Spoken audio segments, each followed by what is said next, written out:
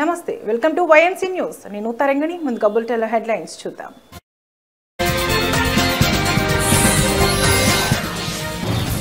ఉగ్రదాడులతో భారత్లో అశాంతి సృష్టిస్తే మౌనంగా ఉండబోమని ప్రధాని ఉగ్రవాదాన్ని పాకిస్తాన్ ఒక యుద్ధ వ్యూహంగా అనుసరిస్తోందని మోదీ వ్యాఖ్య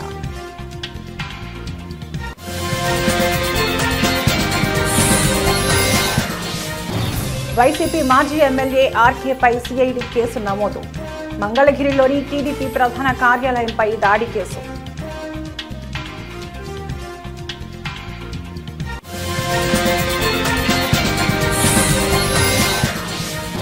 సినిమా హాళ్ల నిర్వహణపై పవన్ కీలక ప్రకటన థియేటర్ల బంద్ వెనుక శక్తులపై విచారణకు ఆదేశించిన తేల్చాలి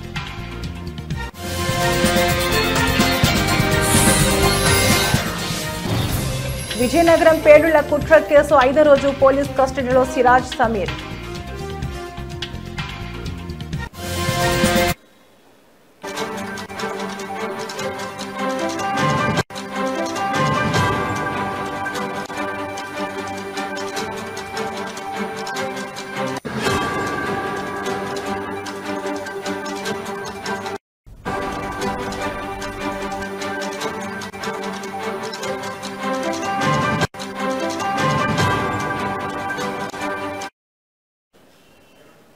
బ్రేకింగ్ న్యూస్ చూస్తున్నాం. దేశంలో ఉగ్రవాద దాడుల ద్వారా అశాంతి సృష్టించాలని చూస్తే సహించేది లేదని ప్రధానమంత్రి నరేంద్ర మోదీ పాకిస్తాన్ను హెచ్చరించారు.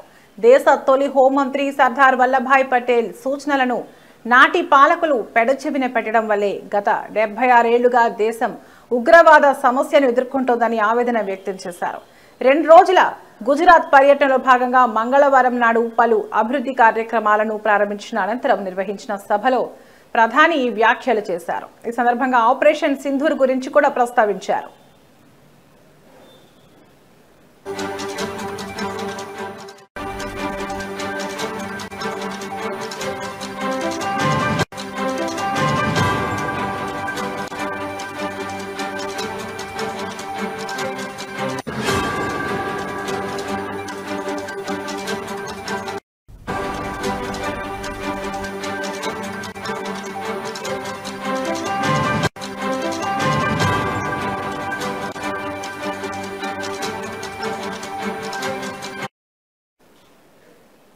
ఉగ్రవాదాన్ని పాకిస్తాన్ ఒక యుద్ధ తంత్రంగా మార్చుకుంది. దీనిని భారత్ సమర్థవంతంగా ఎదుర్కొంటోంది.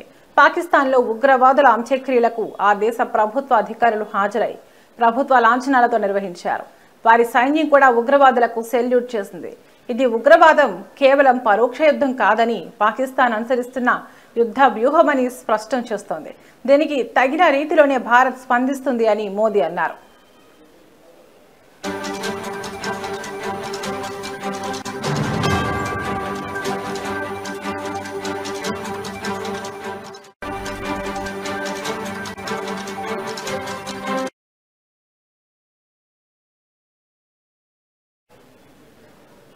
తాము శాంతినే కోరుకుంటామని, ఇతరులు కూడా శాంతియుతంగా ఉండాలని ఆకాంక్షిస్తామని, అయితే పరోక్ష యుద్ధంతో తమ సహనాన్ని పరీక్షిస్తే మాత్రం ఉపేక్షించేది లేదని తేల్చి చెప్పారు. 1947 నాటి దేశ విభజనను ప్రస్తావిస్తూ 1947లో దేశం 2గా చీలిన రోజే కశ్మీర్లో తొలి ఉగ్రదాడి జరిగింది. సాయుధ ముఠాల సాయంతో పాకిస్తాన్ కశ్మీర్లోని కొంత భాగాన్ని ఆక్రమించుకుంది.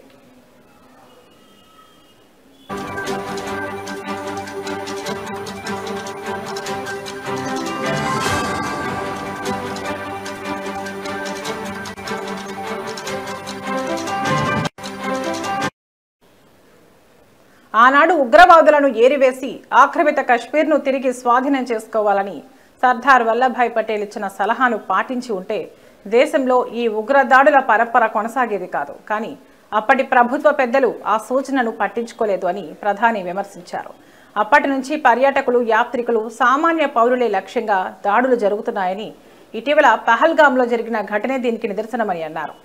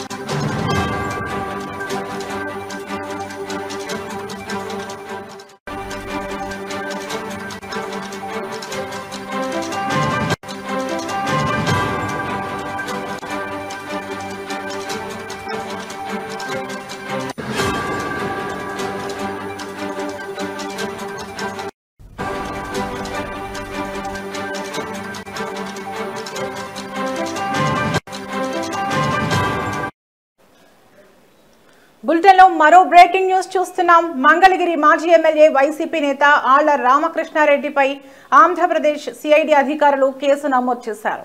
2021లో తెలుగుదేశం పార్టీ ప్రధాన కార్యాలయంపై జరిగిన దాడి ఘటనకు సంబంధించి ఈ కేసు నమోదైంది. ఈ దాడి కేసులో ఆయన్ను 127వ నిందితుడిగా సిఐడి పోలీసులు చేర్చారు.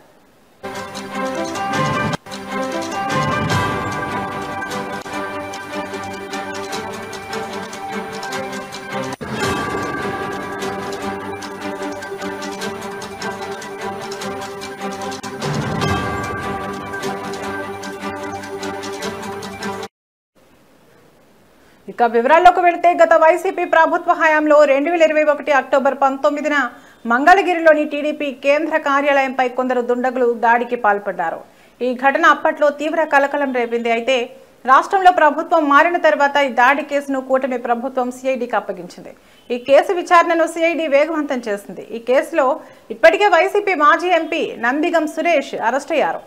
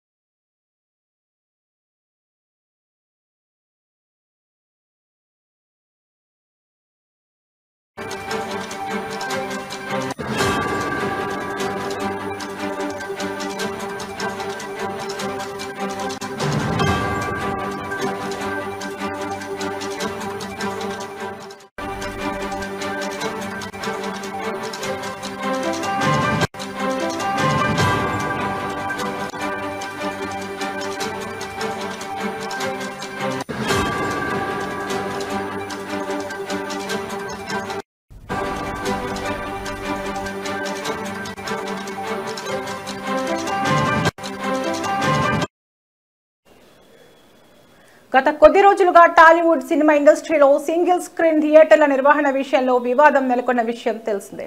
కాగా వారి వివాదంలో భాగంగా జూన్ 1 నుంచి థియేటర్లను క్లోజ్ చేయాలి ఎగ్జిబిటర్లలోని ఓ వర్గం నిర్ణయించింది. కాగా ఈ వ్యవహారంపై ఏపీ సినిమాటోగ్రఫీ మంత్రి కందుల దుర్గేష్ స్పందిస్తూ సీరియస్ అయ్యారు. దీంతో ఈ వ్యవహారం కాస్త పెను దుమారంగా మారడంతో నిర్మాత అల్లు అరవింద్, ఎఫ్డీసీ చైర్మన్ దిల్ రాజులు స్పందించారు.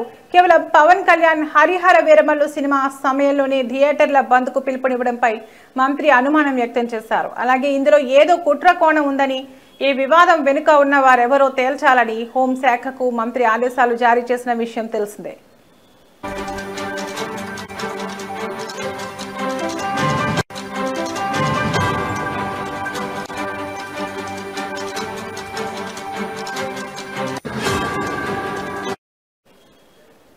తాజాగా సినిమా హాళ్ల నిర్వహణపై డిప్యూటీ సీఎం పవన్ కళ్యాణ్ స్పందిస్తూ సంచలన ప్రకటన చేశారు.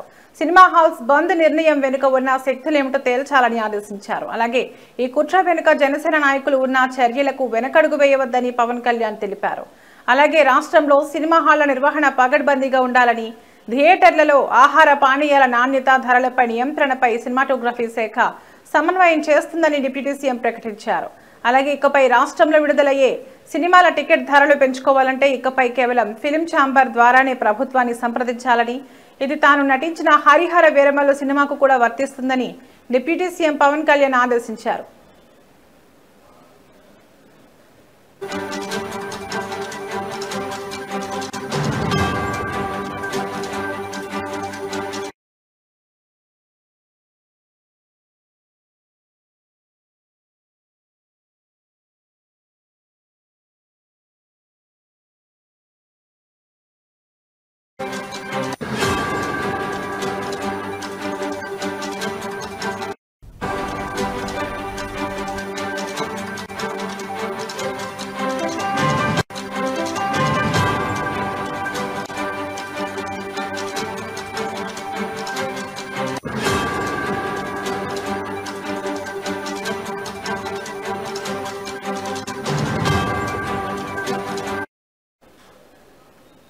ఓబులాపురం అక్రమ మైనింగ్ కేసులో దోషిగా తేలిన గాలి జనార్దన్ రెడ్డిని హైదరాబాద్లోని చంచల్గూడ జైలు నుంచి బెంగళూరు నగరానికి తరలించారు.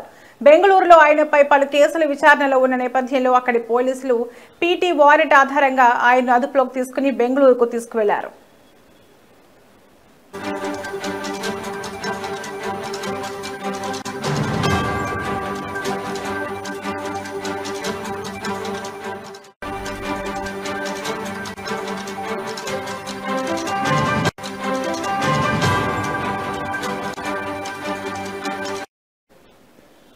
గాలి జనార్దన్ రెడ్డి ఓబుళాపురం మైనింగ్ అక్రమాలకు సంబంధించిన కేసులో శిక్ష పడడంతో కొంతకాలంగా చంచల్గూడ కేంద్ర కారాగారంలో ఖైదీగా ఉంటున్నారు. అయితే కర్ణాటక రాష్ట్రంలోని బెంగళూరులో కూడా ఆయన పలు అభియోగాలను ఎదుర్కొంటున్నారు.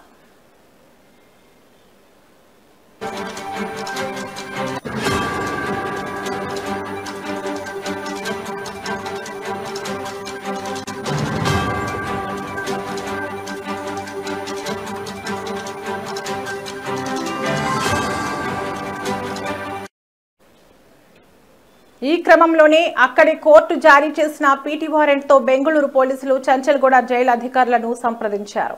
అవసరమైన ప్రక్రియలు పూర్తి చేసిన అనంతరం గాలి జనార్దన్ రెడ్డిని తమ వెంట బెంగళూరుకు తీసుకెళ్లారు.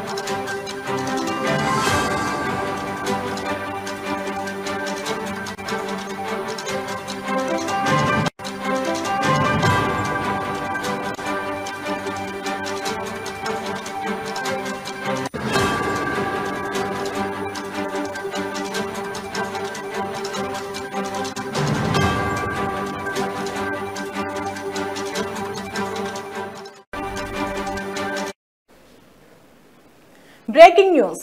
ఉగ్రవాదం పేలుళ్ల కుట్ర కేసులో విచారణ కొనసాగుతోంది. ఇవాళ 5వ రోజు పోలీస్ కస్టడీలో సిరాజ్ సమీర్ ను పోలీసులు విచారిస్తున్నారు.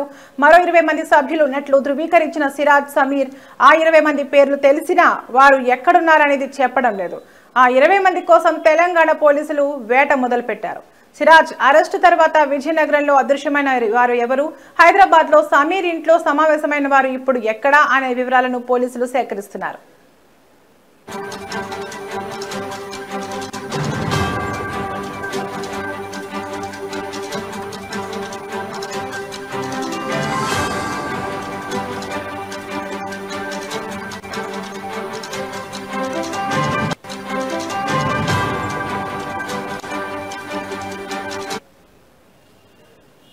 బాంబు పేలుళ్లకు కుట్ర పన్నిన సూత్రధారి సిరాజేనని దేశవ్యాప్తంగా 7 రాష్ట్రాల్లో బాంబు పేలుళ్లకు వ్యూహరచన చేశాడని నేషనల్ ఇన్వెస్టిగేషన్ ఏజెన్సీ ఎన్ఐఏ విచారణలో తేలినట్టు సమాచారం. ఉగ్రవాద భావజాలం పేలుడు పదార్థాలు కలిగిన హైదరాబాద్ కు చెందిన సమీర్, విజయనగరం జిల్లా ఆబాద్వీదికి చెందిన సిరాజ్ ఉర్ రెహమాన్ ను ఈ నెల 16న కౌంటర్ ఇంటెలిజెన్స్ అధికారులు అరెస్ట్ చేసిన విషయం తెలిసిందే. కోర్టు ఆదేశాల మేరకు వీరిద్దరిని వారం రోజులు పోలీసులు కస్టడీకి తీసుకున్నారు. విజయనగరం పోలీస్ ట్రైనింగ్ కళాశాలలో ఎన్ఐఏ స్థానిక పోలీస్ అధికారులు విచారణ జరుపుతున్నారు.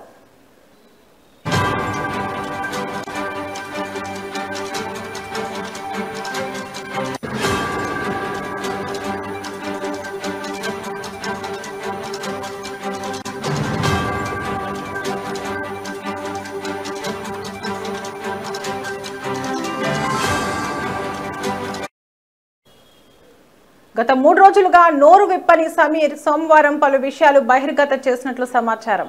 పేలుళ్లకు పథక రచన చేసింది సిరాజేనని చెప్పినట్లు తెలిసింది. అహీం గ్రూప్ కు అడ్మిన్ కూడా సిరాజ్ అని, అతనితో పాటు మరో 20 మంది క్రియాశీలక సభ్యులు ఉన్నారని చెప్పినట్లు సమాచారం. సౌదీలో పూర్తి స్థాయిలో శిక్షణ పొందిన సిరాజ్ హైదరాబాద్ లో ఉంటూ తరచూ సౌదీతో పాటు ఓమెన్ దేశాలకు వెళ్లినట్టు ఎన్ఐఏ గుర్తించింది. వరంగల్ కు చెందిన ఫర్హాన్, ఢిల్లీకి చెందిన బాదర్, సౌదీకి చెందిన ఇమ్రాన్ తో మిలాఖత్ అటు పాకిస్తాన్ కు చెందిన ఓ ముస్లిం సంస్థతో టైఅప్ అయినట్లు సమాచారం. అహీం గ్రూప్ ద్వారా ఆ సంస్థతో సిరాజ్ సంప్రదింపులు జరిపినట్లు తెలిసింది.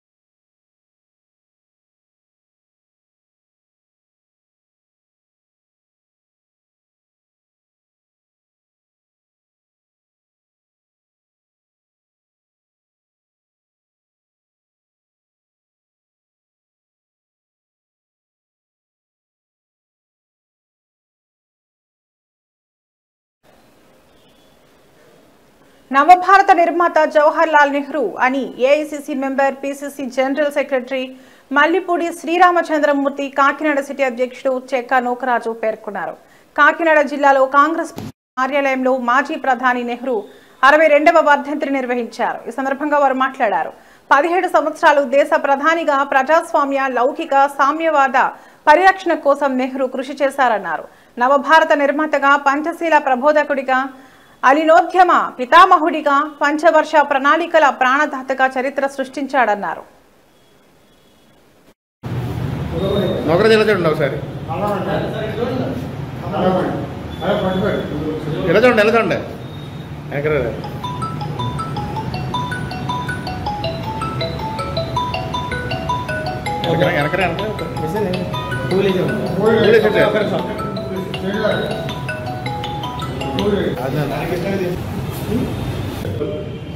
రోజు వర్ధంతులను జరుపుకుంటున్నాం.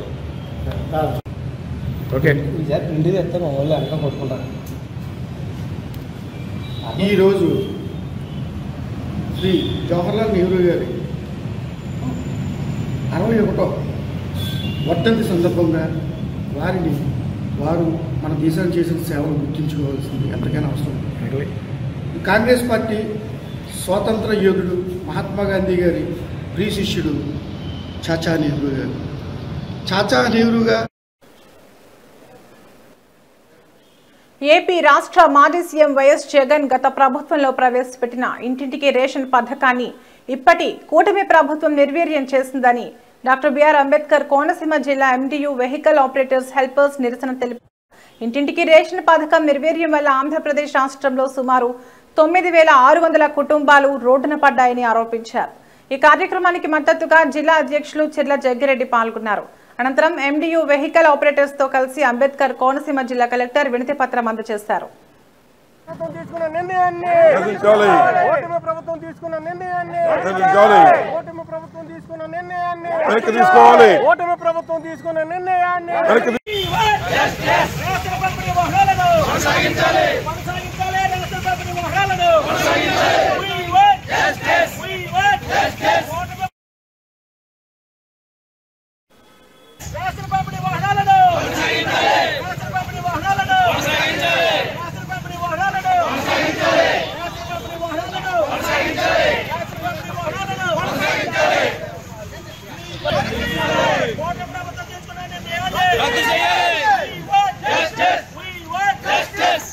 చేసేవాడు కూడా ఆఖరి కోరిక అడుగుతారు సార్.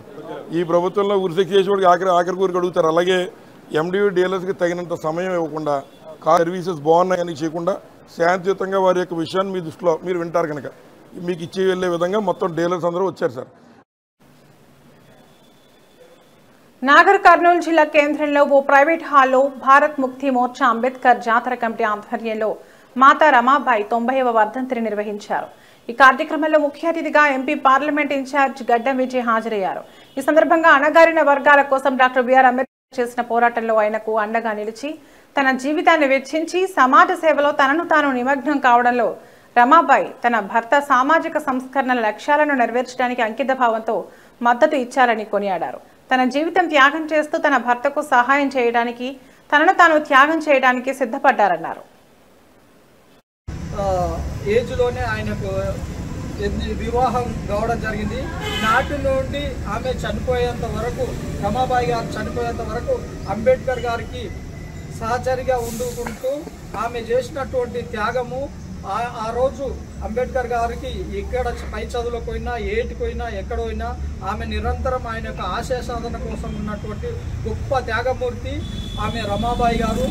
ఆమెకు యొక్క పుట్టినటువంటి రమాబాయి అంబేద్కర్లకు పుట్టినటువంటి బిడ్డలకు కూడా కనీసం తినడానికి తిండి లేక, పౌష్టిక ఆహారం లేక, రోగం వస్తే చూపించుకోవడానికి డబ్బులు లేక తన యొక్క కుటుంబాన్ని అంబేద్కర్ గారి యొక్క చదువుల కోసం ఖర్చు పెట్టి ఆయన మొత్తం తన కుటుంబాన్ని మొత్తం త్యాగం చేసుకొని తన పిల్లల్ని మొత్తం కూడా వైద్యం లేకుండా చంపుకున్నటువంటి పరిస్థితి. అంటే తన బిడ్డలను త్యాగం చేస్తే ఈరోజు మనం ఎస్సీ, ఎస్టీ, బీసీ మైనార్టీలు అంబేద్కర్ గారు యొక్క పెద్ద చదువు చదివి ఈ దేశానికి రాజ్యాంగాన్ని రచించి ఈ దేశానికి హక్కు. ఇవి ఇప్పటివరకున్న బులెటిన్ అప్డేట్స్. మరో బులెటిన్లో మళ్ళీ కలుద్దాం. నమస్తే.